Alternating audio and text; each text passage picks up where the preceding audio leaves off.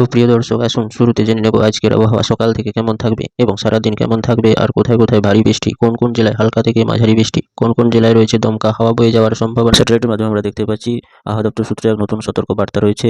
কলকাতা, পিরোজপুর, চট্টগ্রাম, মহেশখালী এইসব উপকূলবর্তী জেলাগুলোর জন্য এক সতর্ক বার্তা রয়েছে এবং আবহাওয়া দপ্তর সূত্রে জানানো হচ্ছে এক গভীর সতর্ক বার্তা রয়েছে উত্তরবঙ্গের বিভিন্ন জেলাগুলোতে, যেমন উত্তরবঙ্গের দার্জিলিং, কালিম্পং, জলপাইগুড়ি এবং আর রাংপুর, ঠাকুরগাঁ, রাজশাহী, উত্তর দিনাজপুর, দক্ষিণ দিনাজপুর এই সমস্ত জেলাগুলোতে এক সতর্ক বার্তা জারি করেছে আবহাওয়া দপ্তর সূত্রে। উত্তরবঙ্গের পাশাপাশি ঢাকা, কুমিল্লা, সিলেট এবং পিরোজপুর এবং বর্ধমান, বাঁকুড়া, বিষ্ণুপুর এবং নদিয়া, নবদ্বীপ এই সমস্ত জেলাগুলোতেও এক সতর্কবার্তা জারি করেছে আবহাওয়া দপ্তর সূত্রে। আবহাওয়া দপ্তর সূত্রে জানা যাচ্ছে উত্তরে শীতল কনকনে ঠান্ডা বাতাস ক্রমশ প্রবেশ করছে, যার প্রভাবে আজ থেকে আরও কনকনে ঠান্ডা পড়তে শুরু করবে এবং এই ঠান্ডা ক্রমশ বেশ কয়েকদিন ধরে স্থিতিশীল থাকবে। আবহাওয়া দপ্তর সূত্রে জানা যাচ্ছে ক্রমশ ঠান্ডা আরও বাড়তে পারে এবং উত্তরে কনকনে ঠান্ডা শীতল বাতাস ক্রমশ প্রবেশ করবে। সকালের দিকে কুয়াশাচ্ছন্ন থাকার সম্ভাবনা এবং বেলাবারের সঙ্গে সঙ্গে রৌদ্রোজ্জ্বল আবহাওয়া থাকতে পারে, তবে রাতের দিকে কনকনে ঠান্ডা বাতাস প্রবেশ করবে এবং যার প্রভাবে আরও কনকনে জাঁকিয়ে ঠান্ডা পড়ার সম্ভাবনা রয়েছে।